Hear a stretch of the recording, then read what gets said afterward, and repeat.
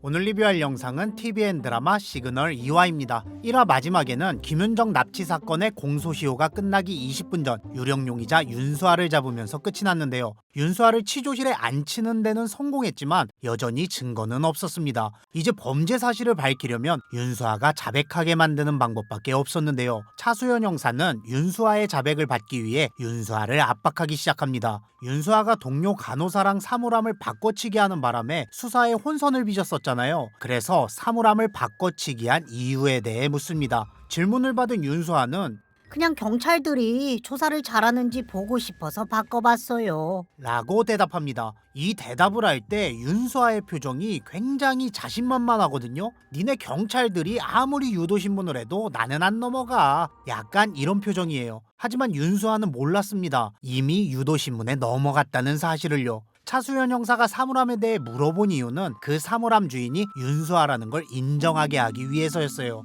왜냐면 그 사물함에서 미리 지문을 채취해놨거든요. 빠른 시간 내에 윤수아의 지문을 확보한 거죠. 그리고 서영준의 유류품에서 다른 사람의 지문도 나온 상태였습니다. 정리를 하면 서영준 유류품에서 나온 지문이 사물함에서 채취한 지문과 일치하기만 하면 윤수아가 범인이라는 걸 밝힐 수가 있는 거죠. 하지만 지문 감식을 하기엔 시간이 너무 부족했습니다. 이제 김윤정 납치 사건의 공소시효 종료까지는 10분 남았습니다. 지문을 비교할 시간이 없다는 걸 아는 차수연 형사는 윤수아의 자백을 이끌어내기 위해 서영준의 유류품 안경을 보여주면서 지문이 채취된 위치를 알려줍니다. 안경을 본 윤수아는 심하게 동요하고요. 윤수아가 동요하는 모습을 보이자 차수연은 압박의 강도를 올립니다. 증거도 다 나왔으니까 당신이 범인이라는 걸 인정해. 라고 말하면서 소리를 질러요. 근데 갑자기 윤수아의 표정이 평온하게 변하고요. 옅은 미소를 띠면서 말합니다.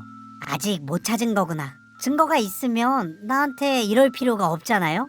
네, 윤수아는 경찰이 확정적인 증거를 찾지 못했다는 사실을 눈치챕니다. 윤수아의 말대로 증거가 있었으면 자백을 강요할 필요도 없었던 거죠. 이제 김윤정 납치 사건의 공소시효 종료까지는 3분 남았습니다. 윤수아는 아예 입을 다물었고요. 경찰에서는 지문을 분석하느라 정신이 없습니다. 그리고 공소시효 종료가 1분 남았을 때 초조했던 박혜영은 취조실로 들어가 거짓말을 합니다. 지문 감식 결과가 나왔습니다. 윤수아의 지문이 맞았어요. 윤수아, 당신이 죽였어. 서영준도 윤정이도 왜 죽였어? 도대체 왜? 박혜영의 왜 죽였냐는 질문에 윤수아가 대답을 망설이는 사이 결국 김윤정 납치 사건의 공소시효가 종료됩니다. 공소시효 종료와 함께 전화벨이 울리고요. 전화기 너머로 목소리가 들려옵니다. 지문 감식 결과가 나왔습니다. 윤수아의 지문과 일치해요. 윤수아가 범인입니다. 지문 감식 결과는 나왔지만 이미 공소시효가 종료됐기 때문에 경찰서 안에 있는 누구도 윤수아를 잡을 수가 없었습니다. 그저 천천히 경찰서 밖으로 나가는 윤수아의 뒷모습을 바라보고만 있었는데요. 이때 급하게 찾아온 국가수 직원이 서영준 유류품에서 나온 종이 한 장을 차수연에게 전달합니다. 종이를 전달받은 차수연은 윤수아의 앞을 막으며 말합니다.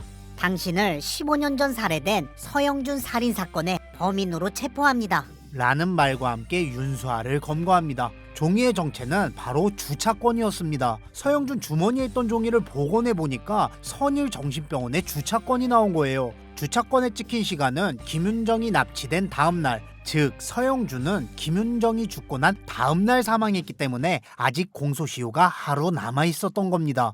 그렇게 윤수아는 서영준 살인 혐의로 검거가 되는데요. 안타깝게도 김윤정 납치 및 살인에 대한 죄는 물을 수가 없었습니다. 이 모든 장면을 보고 있던 윤정이의 어머니는 눈물을 터뜨립니다. 범인이 잡히기를 15년이나 기다렸는데 윤정이 죽음에 대한 죄를 물을 수 없다고 하니까 너무 억울한 거죠.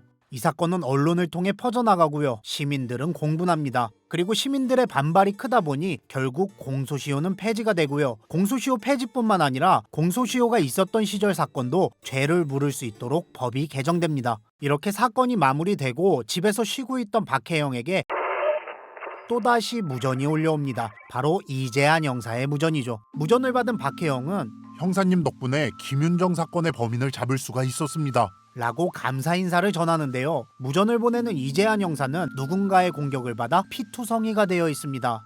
무전은 다시 시작될 거예요. 그땐 경위님이 절 설득해야 합니다. 1989년에 이재한을.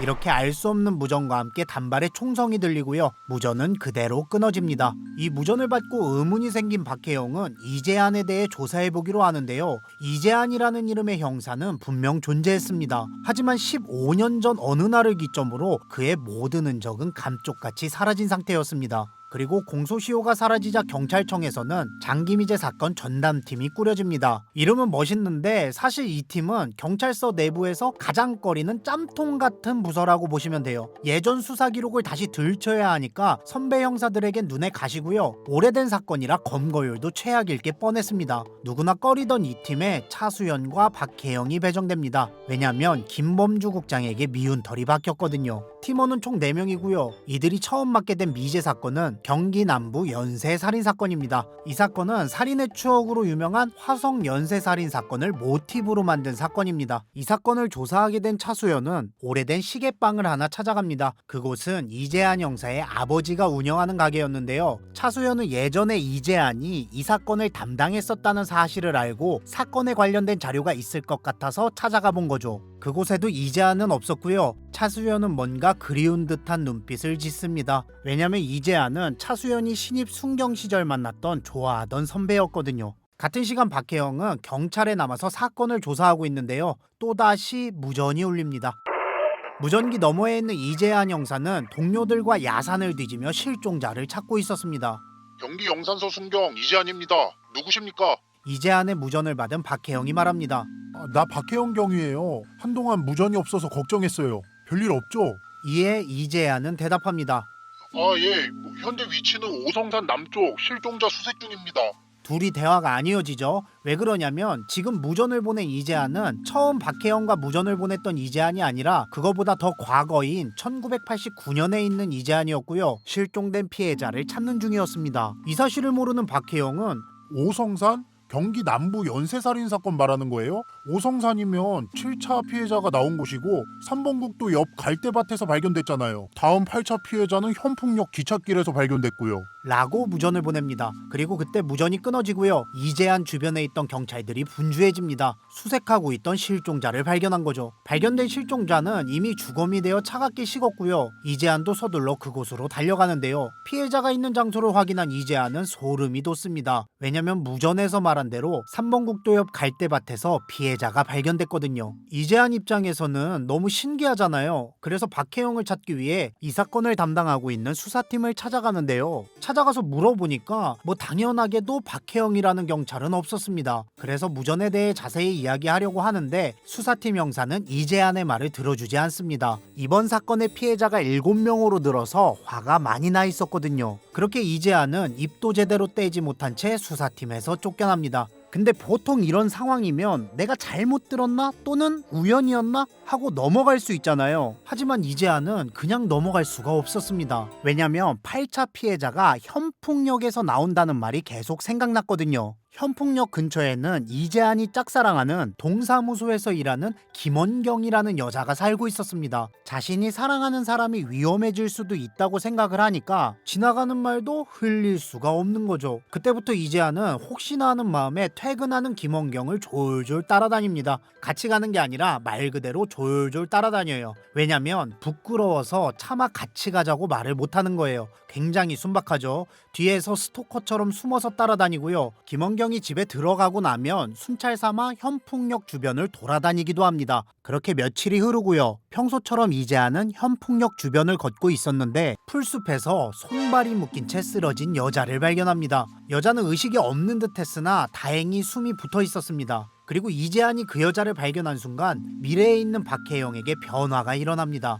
박혜영은 경기 남부 사건의 8차 피해자 사진을 보고 있었는데 이재한이 여자를 발견한과 동시에 사진 속에 있던 장소와 사람이 다른 장소, 다른 사람으로 서서히 바뀌어요. 과거에 이재한이 여자를 발견하면서 피해자가 변했다는 거죠. 그리고 드라마는 끝이 납니다. 시그널 2화 리뷰 끝.